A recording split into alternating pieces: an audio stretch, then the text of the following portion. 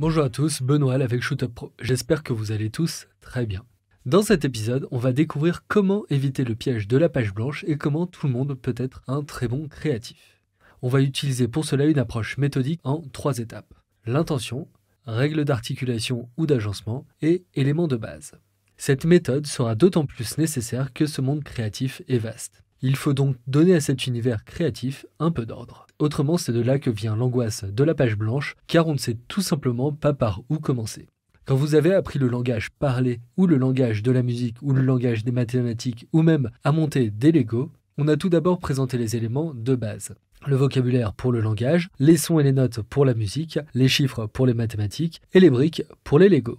Et pour exprimer vos idées, vous avez ensuite appris des règles pour articuler les éléments de base entre eux et leur donner un sens. La grammaire et la syntaxe pour le langage, les rythmes et les gammes pour la musique, les théorèmes pour les mathématiques et les règles de construction pour vos Lego. Ainsi, la structure idées, règles d'articulation et éléments de base se retrouve dans quasiment tous les domaines de la vie. Et pour prendre un dernier exemple que vous manipulez tous les jours, en cuisine, vous avez une idée de plat. Vous avez envie d'une pizza par exemple. Vous sélectionnez alors les ingrédients qui sont vos éléments de base et vous trouvez une recette pour pouvoir les mélanger harmonieusement. Ou dans l'autre sens, vous trouvez la recette puis vous allez chercher les ingrédients.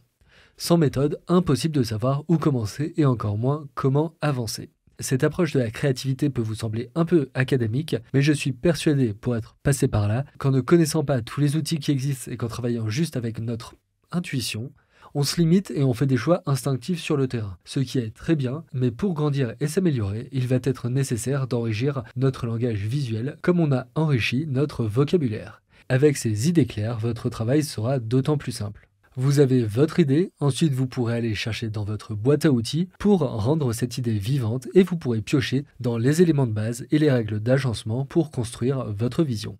Et dans cet épisode, nous allons passer en revue les éléments de cette structure pour les arts visuels, ce qui nous permettra d'avoir une bonne idée de tous les outils que l'on a à notre disposition et du champ des possibles. Cet épisode sera découpé en 4 parties. Première partie, les éléments de base.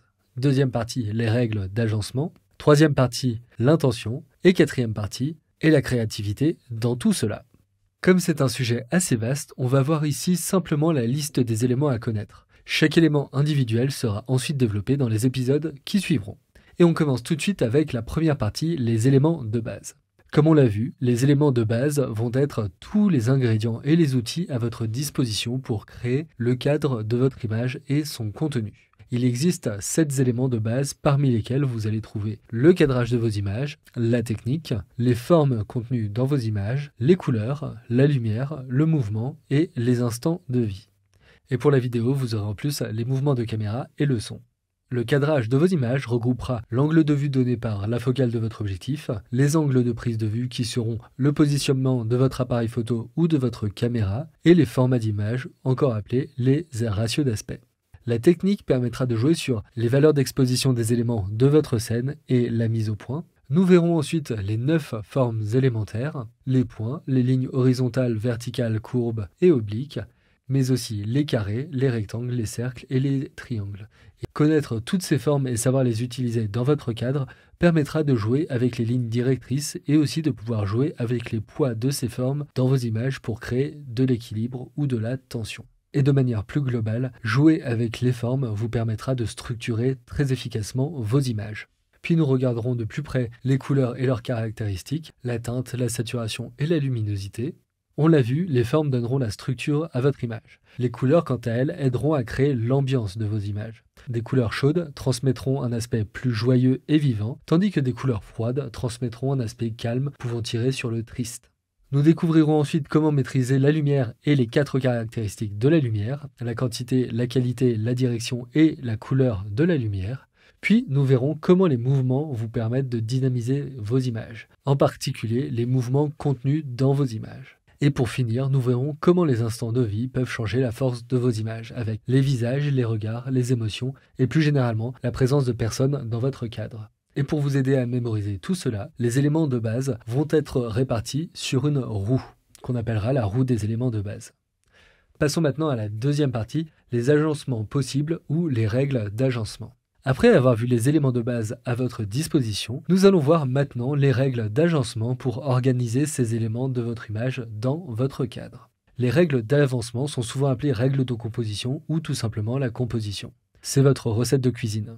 La composition vous permettra de disposer les éléments de votre scène en travaillant le point focal et la règle des tiers, la perspective et la profondeur, la proximité, les répétitions, le rythme, la symétrie ou l'équilibre, la tension dynamique ou l'équilibre brisé, l'harmonie et enfin le contraste. L'harmonie ou le contraste sont des relations très fortes pour lier les éléments tels que les formes, les tailles des objets, les couleurs ainsi que les valeurs d'exposition.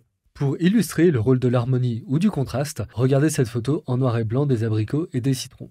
Dès qu'on ajoute de la couleur, on peut ajouter une information supplémentaire pour aider notre audience à lire l'image. Si le citron est vert, une relation de contraste entre les éléments ronds attire notre regard. Alors que si je change la couleur pour la faire tendre vers un orange, même si cette photo n'est pas réaliste, cela nous montre qu'en perdant du contraste, la dynamique de l'image change complètement. On passe d'une image contrastée à une image structurée et harmonieuse. C'est là toute la force des règles d'agencement, et c'est avec ces règles que vous allez pouvoir jouer à l'infini pour travailler la lecture de vos images. Et nous arrivons à la troisième partie, l'intention. Maintenant que nous avons mentionné tous les éléments de base qui existent pour la photo et la vidéo, ainsi que tous les agencements possibles, il nous reste à parler du sommet de la pyramide, l'intention. Une fois que vous avez une idée du sujet que vous allez traiter, par exemple un paysage, de la photo de mode, de la photo de portrait, une vidéo commerciale et ainsi de suite, vous allez pouvoir choisir comment traiter ce sujet. Ces intentions et ces choix seront les premières pierres avec lesquelles vous allez commencer à créer votre style. Les intentions que l'on retrouve et que l'on choisit le plus souvent, qui nous permettent de traiter des sujets, sont conventionnelles ou originales, spontanées ou planifiées, documentaires ou expressifs, simples ou complexes, claires ou ambiguës. Ces différentes intentions nous donneront des directions pour marier les éléments de base et les règles d'agencement, afin de créer des images cohérentes avec vos idées. Vous pourrez ainsi piocher dans votre boîte à outils les éléments et les règles qui vous permettront de communiquer plus efficacement votre vision. Par exemple, un photographe journaliste pourra difficilement choisir une intention planifiée car cela casserait le côté spontané du documentaire. Un film, même s'il laisse la place aux acteurs pour exprimer leur vision, devra être pour la plupart du temps planifié. Un film d'horreur joue grandement sur le côté ambigu des plans pour laisser planer le suspense. A l'inverse, le film The Shining joue avec ses règles en choisissant de créer du mystère et de pousser le côté ambigu avec des scènes toujours en pleine lumière. Ce qui renverse les règles du genre du film d'horreur.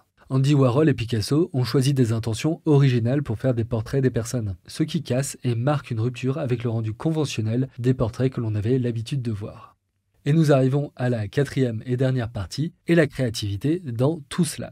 La créativité vient encore au-dessus de tous ces éléments. C'est la capacité à jouer avec les règles, les outils et les éléments pour les arranger d'une façon qui n'avait pas encore été faite. Reprenons les cas de Picasso et d'Andy Warhol. Si on découpe leur approche selon notre méthode, leurs intentions étaient de créer des portraits originaux. Pour arriver à ce résultat, Picasso a joué sur l'assemblage des formes et Andy Warhol a joué sur les contrastes des couleurs pour ses portraits de Marilyn Monroe. Tous les deux ont utilisé les éléments de base suivants, des couleurs, des formes et des visages humains, mais c'est leur capacité à les assembler et à les présenter de manière nouvelle qui fait que ce sont des œuvres originales et créatives. Et à votre tour, vous pourrez maintenant travailler vos créations de la même façon. Si un client vous donne un brief, montrez ma marque sous son meilleur jour, jeune, ambitieuse, dynamique. Alors vous pourrez piocher dans votre boîte à outils pour créer une image qui correspond à sa demande. Vous pourrez ainsi choisir une palette de couleurs vives et saturées et des formes géométriques angulaires, ce qui aura pour effet de renforcer le caractère dynamique de vos images. Pensez à toutes les publicités de sport qui vous viennent en tête et regardez comment est-ce qu'ils jouent avec les formes, les couleurs et les mouvements. Ça y est, on arrive à la fin de l'épisode. On a fait un rapide tour d'horizon des outils à votre disposition pour commencer à créer. Et surtout, nous avons vu comment mettre de l'ordre dans le monde de la créativité. Avec ces idées claires, il vous sera plus simple de faire des choix adaptés à vos idées afin d'avoir des images cohérentes et fortes. On va s'arrêter ici pour ce tour d'horizon. Cet épisode nous a permis de mettre un peu d'ordre pour s'y retrouver dans ce vaste monde créatif. Et on va poursuivre cet apprentissage dans mon cours photo et vidéo en ligne sur shootuppro.com.